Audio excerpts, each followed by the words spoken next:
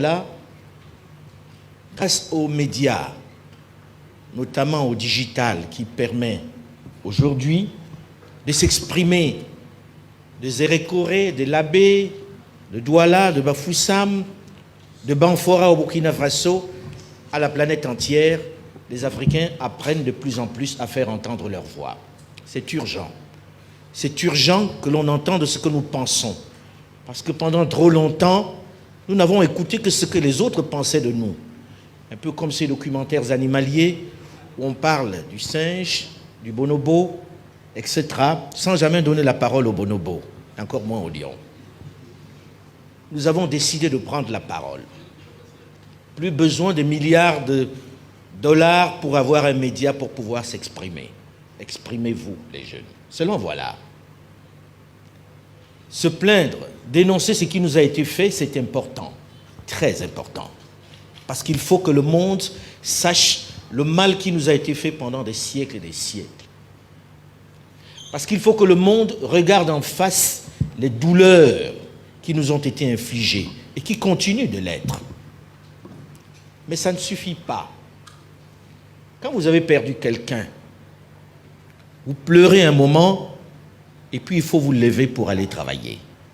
Parce que vous n'allez pas mourir avec la personne. Vous n'allez pas pleurer indéfiniment. Continuez de pleurer, c'est vrai.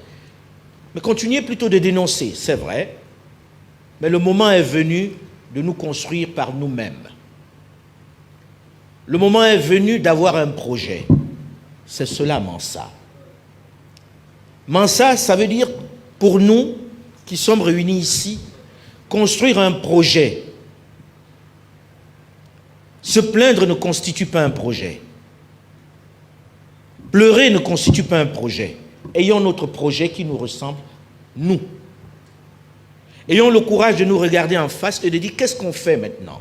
Maintenant qu'on a pleuré, que fait-on? Comment se construit-on? Sur quelle base? C'est ça l'idée de Mansa. Et je souhaite que vous, jeunes, preniez votre destin en main.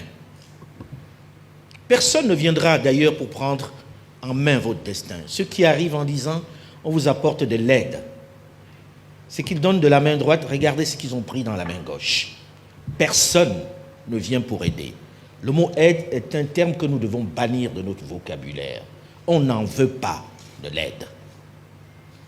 Nous refusons cette aide. Ce dont nous avons besoin, c'est de nous prendre en main, que cela nous laisse en paix. Et nous avons choisi l'université parce que c'est vous l'avenir. Moi, j'ai presque terminé. J'entendais le recteur qui était étudiant qui m'écoutait. Ça ne m'a pas rajeuni, monsieur le recteur. Je me suis dit, il a dit tout de suite que j'étais vieux, donc je n'ai plus aucune chance avec les petites qu'il y a dans cette salle.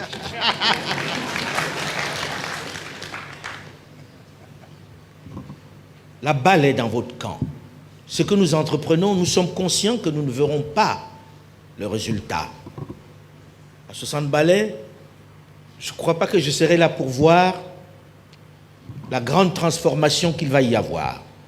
Et nous avons décidé de commencer. De commencer pour que vous récupériez, pour que vous nous chassiez. Ce que nous donnons, nous ne disons pas que nous avons la science infuse. Regardez-nous, nous essayons. Parce qu'on refuse de rester les bras croisés. Il y a une phrase que mon ami Cheikh Travali dit régulièrement. Nous préférons nous tromper avec nos idées que nous tromper avec les idées des autres. Ce n'est pas de moi cette phrase, hein. Je l'ai piquée et je m'étais dit je vais la ressortir. Nous préférons nous tromper avec nos idées qu'avec les idées des autres. Jusque-là, nous nous sommes trompés avec les idées des autres. Jules Domché disait tout à l'heure que nous sommes très prompts à citer les grands philosophes. Quand on a dit Aristote a dit ça, là on se sent instruit. Quand on dit Montesquieu a dit ça, on se sent instruit. Auguste Comte, on se sent instruit. Quand vous écoutez les discours de nos dirigeants, c'est toujours les autres qui ont pensé. C'est toujours les autres qu'ils citent. J'ai rarement entendu citer Kourouma, Cheikh Anta Diop ou autres penseurs. Est-ce que ce n'est pas la preuve même que nous ne nous faisons pas confiance? À moins que nous pensions que nous ne pouvons pas réfléchir. Mais c'est une grosse insulte à nous-mêmes. Nous voulons changer cet état des choses. Parce que dans cette salle, autant de cerveaux réunis, en ligne, autant de cerveaux réunis ne peuvent pas subir ce que les autres ont installé pendant tant d'années. Soyez mansa pour dire non à ça. Soyez mansa pour penser par vous-même. Soyez mansa pour dire, au fait, qui suis-je? Est-ce que ce qu'on me propose correspond à moi? Ce n'est pas pour dire que vos profs ne soient pas bons, hein? Sauf qu'ils sont faits dans le même logiciel que moi-même. Parce que quand je sortais de l'école, auréolé du diplôme que j'avais, le monde pour moi m'appartenait. Je savais tout. Sauf que quand je viens dans mon pays et je regarde dans quel état les intellectuels, ou du moins les diplômés ont mis nos pays, je me dis qu'il y a un vrai problème. C'est le moment peut-être pour vous de vous interroger dessus, sans rejeter l'éducation, parce que c'est dans l'éducation qu'est la clé, mais quelle éducation pour nous? C'est pour ça que nous sommes venus vous voir. C'est pour ça que Mansa se déplace un peu partout, pour que nous discutions. Nous n'apportons pas la vérité. Nous venons pour qu'on partage, qu'on crée ensemble un projet qui nous ressemble, un projet qui soit le nôtre. On va se tromper, on va se casser la gueule, mais c'est en tombant que l'on apprend, c'est en échouant que l'on apprend. Arrêtons d'avoir peur d'échouer. Dans l'échec, il y a de l'apprentissage. Arrêtons d'être les esclaves des autres qui nous font croire que parce que nous avons échoué, nous devons récupérer ce qu'ils ont fait. Je finis avec une toute petite boutade, parce que je reviendrai. On nous avait dit que c'est les autres qui viendraient nous protéger. Les Maliens, pendant un bon moment, ont eu peur d'affronter les autres tout seuls. Ils ont invité d'autres pour les accompagner, à lutter contre les obscurantistes qui avaient été suscités dans le nord de leur pays et qui gagnaient lentement leur pays comme un cancer. Et puis un jour, un homme a dit, on en a assez. Nous voulons aller à la conquête de notre pays qui est en train d'être pris. Lorsqu'il a exprimé ce point de vue, les autres en ont fait le diable en personne. Infréquentable. On a puni les Maliens. On les a privés de tout ce qu'il y avait qui venait de l'extérieur, en croyant qu'ils ne résisteraient pas.